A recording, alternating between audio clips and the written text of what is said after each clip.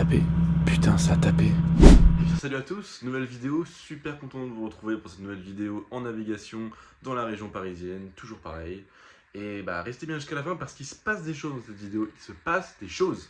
Alors, franchement, comment ça s'est passé hier, je me suis dit, si je faisais le tour de la région parisienne, à proprement parler, et j'ai regardé les avions, l'avion de dispo le lendemain, donc ce que j'ai fait.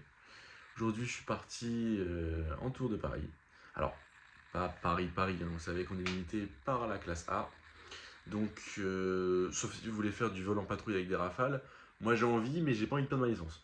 Donc, du coup, on va se contenter de rester dans le domaine du légal, tout simplement. On se retrouve directement dans l'avion. C'est parti, vol de fou. Et nous voilà dans l'avion. Je quitte l'aéroclub. Je suis en train de regarder si ça passe au niveau de l'envergure des ailes. Coucou aux copains pour un dernier check. Et go aux pompes car en fait on n'a plus d'essence. Voilà. Donc je vous mets un accéléré le temps d'aller aux pompes. Rien de bien intéressant. Si vous voulez, vous avez le petit plan de la carte VAC un peu plus loin. Et on reprend juste après.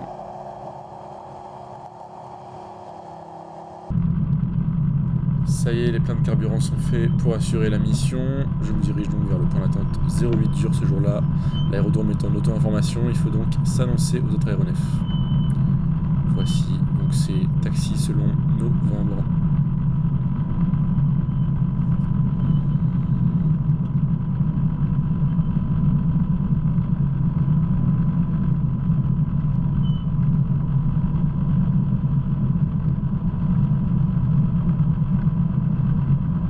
Alors là, je fais une manœuvre un peu particulière, je me mets simplement en biais par rapport à l'axe du taxiway. C'est tout simplement lors des essais moteurs pour pas gêner les autres avions qui pourraient se trouver derrière moi. Voilà, on se met en quinconce comme ceci. Ça permet tout simplement que le souffle n'altère pas les avions de derrière, tout simplement. Et on fait nos essais moteurs convenablement. Voilà. Donc je vous mets les essais moteurs en accéléré. Qu'est-ce qu'on teste? Régime moteur, réchauffe carbu, pas variable, tous les branchements électriques de l'avion, etc., etc. Faut juste suivre la checklist, c'est une étape obligatoire avant chaque vol.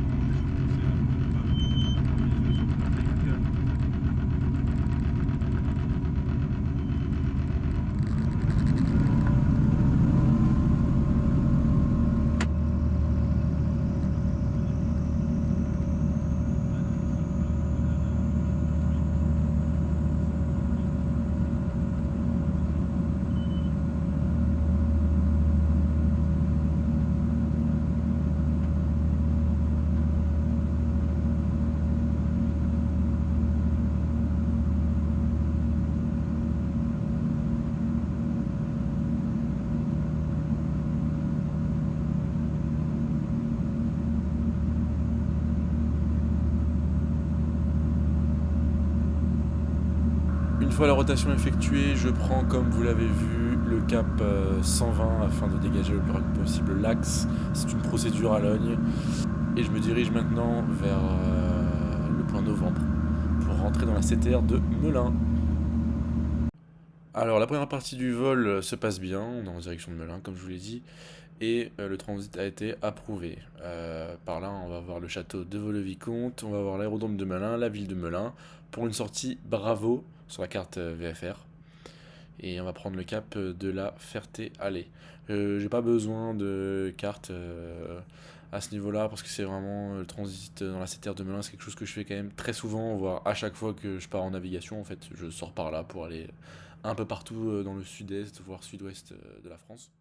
Donc pour l'instant c'est la routine, je vous reprends quand j'ai quelque chose d'un peu plus intéressant. Bah justement, on arrive au niveau de l'aérodrome de la Ferté-Alais. Et si vous me voyez justement faire des espèces de zigouigouis sur le tracé du vol, c'est parce qu'en fait j'avais un ami qui était au sol et qui voulait me filmer. Donc là je me penche un peu en avant, j'ouvre l'œil pour déjà repérer où est-ce qu'il est, s'il est au plein milieu d'un champ. Et aussi pour ne pas altérer les opérations au niveau de l'aérodrome. Voilà, donc un petit virage par la droite pour reprendre mon cap et aller vers mon prochain point remarquable qui est le Vord de Rambouillet. Ça me permet de faire un peu de radionavigation et de rester entraîné. Je voulais vous parler un peu de l'aérodrome et plus particulièrement du meeting de la Ferté-Alais. Bon bah évidemment c'est un événement incontournable pour les passionnés d'aviation et les familles depuis sa création en 1970. Ce meeting rassemble une incroyable collection d'avions anciens et de prototypes de démonstrations acrobatiques impressionnantes. Le meeting offre un spectacle unique où l'histoire de l'aviation prend vie à travers des démonstrations de vol de modèles légendaires comme le Spitfire, P-51 Mustang, personnellement c'est mon préféré, dites-moi le vôtre en commentaire, et autres joyaux de la Seconde Guerre mondiale. En plus de ces performances spectaculaires, l'événement permet aux visiteurs de découvrir les coulisses de la mécanique aéronautique et de rencontrer des passionnés et des pilotes. C'est un moment de partage et de découverte où petits et grands peuvent s'émerveiller devant la puissance et la grâce des aéronefs. J'ai eu la chance d'y assister l'année dernière, et vous avez vu les images qui ont défilé, ce sont les miennes. Mention honorable à la patrouille de France, évidemment, c'est toujours incroyable de les voir voler. Ça montre voilà, toute la rigueur et le savoir-faire français, c'est incroyable. Allez hop, direction vers le Vord de Rambouillet.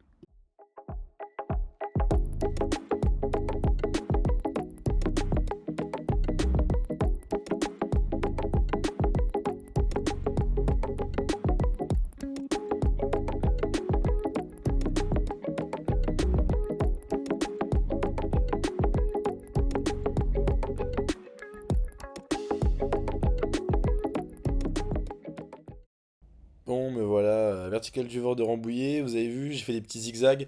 Bah, c'est surtout pour éviter les habitations, voilà, de déranger avec le bruit du moteur. Donc, bah, j'ai pu quitter avec la Ferté-Alais, la fréquence.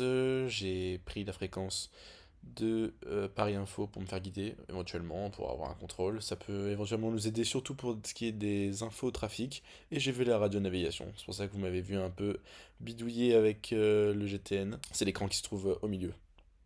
Alors en fait, pour ceux qui savent pas, la balise VOR, c'est un système de navigation qui permet aux pilotes de se repérer en émettant des signaux omnidirectionnels en fait, en utilisant le récepteur de leur avion.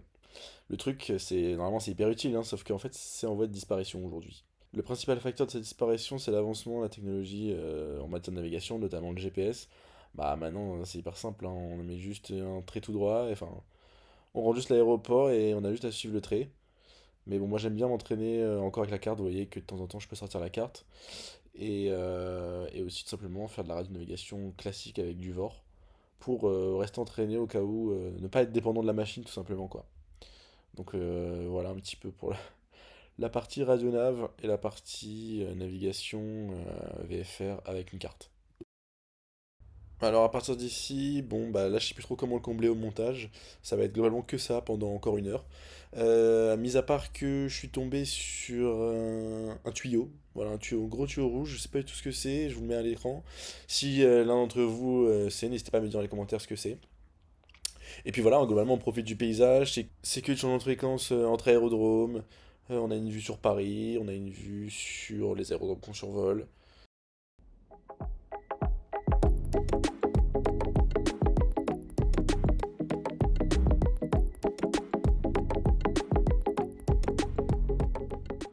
C'est là qu'on rentre dans la partie un peu plus sympa. Voilà, après avoir survolé l'aérodrome de Persan, on va passer vraiment tout près du parc Astérix. J'ai essayé de filmer, mais c'est assez compliqué de filmer tout seul déjà. Et puis, bah voilà, faut garder le cap, faut continuer tout droit, surtout que là on est très proche de la TMA de Paris.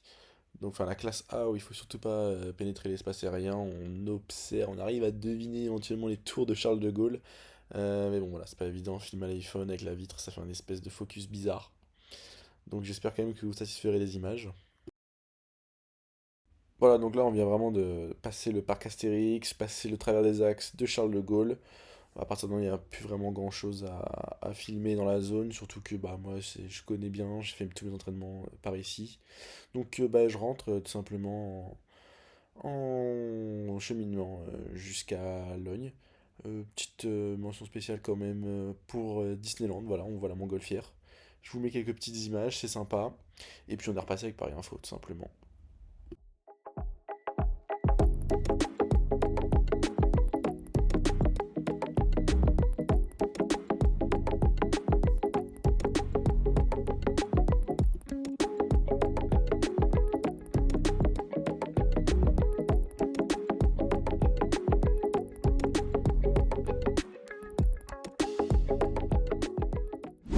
Alors j'étais vraiment à quelques secondes de rejoindre le début de l'inventaire de la piste 08 dure quand soudain,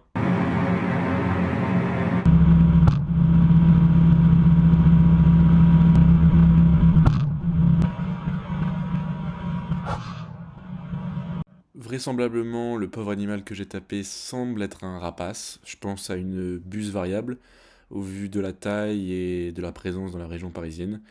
Si vous en savez un peu plus ou si vous avez des suppositions, n'hésitez pas à m'en faire part. Mais je pense vraiment qu'il s'agit d'un rapace. Avec la vitesse, j'aurais vraiment dit un corbeau. Je pensais que c'était un volatile noir, mais en regardant les images, on dirait vraiment un rapace. Si vous le voulez bien, revoyons un peu la scène pour comprendre un peu ce qui s'est passé dans ma tête et ce que l'oiseau a essayé de faire. Je me souviens avoir déjà demandé à mon instructeur il y a longtemps que faire si on a un groupe d'oiseaux devant nous, et il m'avait dit que il n'y a pas vraiment grand chose à faire. Il m'avait dit que le réflexe d'un oiseau c'était de piquer quand il y aurait éventuellement un face-to-face, donc vraiment ne rien faire ou à la rigueur tirer sur le manche. Bon, moi, on va par en réaction, j'ai été surpris, j'ai vu l'objet. Ma première réaction, c'est d'essayer d'éviter, pousser un peu bizarrement sur le manche.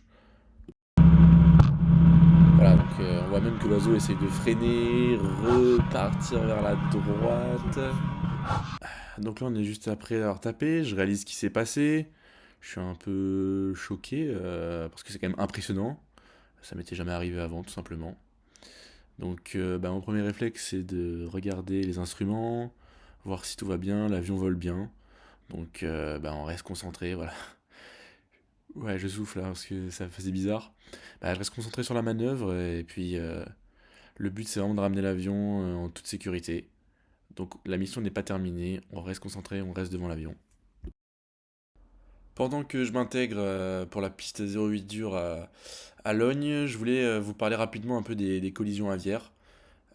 Alors, en aviation, on appelle bird strike une collision entre un appareil aérien et un oiseau. Il s'agit d'un risque réel, même si la plupart des cas n'ont pas de conséquences graves, comme on peut le voir ici. Cette situation se produit le plus souvent lors de phases de décollage ou d'atterrissage, quand l'avion vole à basse altitude et partage l'espace aérien avec les oiseaux qui cherchent leur nourriture ou migrent. Là, effectivement, j'étais pas très haut, j'étais à 1200 pieds pour mon tour de piste. On peut totalement rencontrer des oiseaux à cette altitude. Il faut savoir qu'en France, les autorités de l'aviation civile recensent environ 800 collisions aviaires par an pour l'aviation civile. Parmi ces événements, environ 15% entraînent des retards de trafic, des dommages plus ou moins importants aux structures et aux moteurs, ou nécessitent des interventions techniques après l'impact.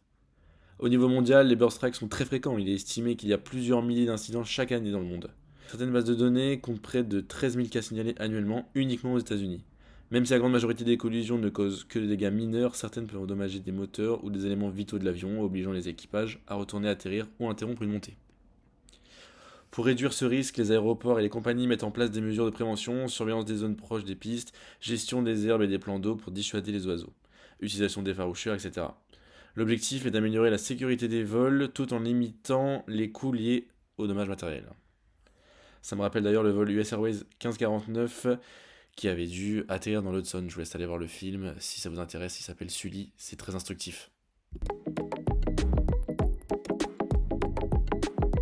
Bon, le temps qu'on parle, moi j'ai eu le temps de virer en étape de base et je vais bientôt m'aligner sur la piste 08 dur pour atterrir. Alors, vous avez préparé un deuxième point de vue, comme vous pouvez le voir, avec mon téléphone ventousé, mais je l'ai oublié de l'allumer, voilà, tout simplement.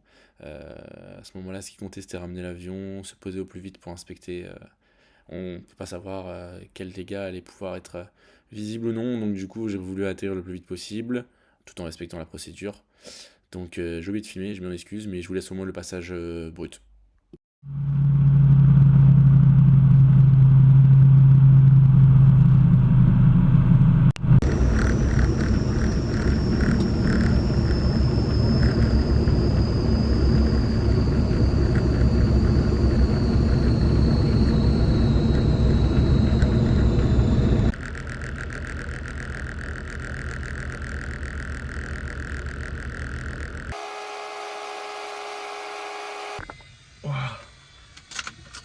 J'espère qu'on a vu à la caméra l'oiseau que j'ai tapé. C'était un corbeau, je pense. On va aller voir les dégâts. J'espère qu'il n'y a pas de dégâts. En tout cas, sur l'avion, il volait bien. Choquant, première fois que ça m'arrive, tout simplement. Ça tape très fort. Ça fait peur. On va aller voir ça. Ça va, on voit pas grand chose. Mais bon, si vous êtes un peu sensible, regardez pas. Et on voit le sang, quoi. Putain, je l'ai explosé le truc. Il a mangé le bord d'attaque.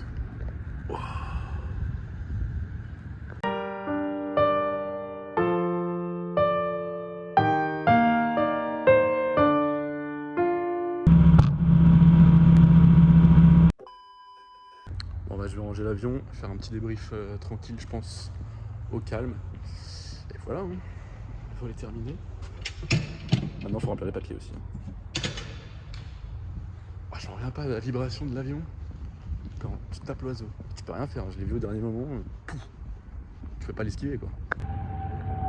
Petit jet qui passe au-dessus de l'aéroclub. Et bien sûr, ne jamais oublier que maintenant, on nettoie après le vol, les frères. On nettoie, important. Bon, je fais l'autre de la vidéo après être rentré chez moi. Sur le moment, j'ai pu filmer, il n'y avait plus de batterie, il n'y avait plus rien. J'étais fatigué de mon vol. Je suis parti voir le mécanicien aussi. C'est pas quelque chose à prendre à la légère, un choc aviaire, une collision aviaire comme ça. D'autant plus que les ailes de mon avion elles sont en composite, elles sont pas en métal ou en toile comme les DR400 par exemple. Donc je crois que c'est encore une procédure différente. Et ça nécessite tout simplement une visite spéciale.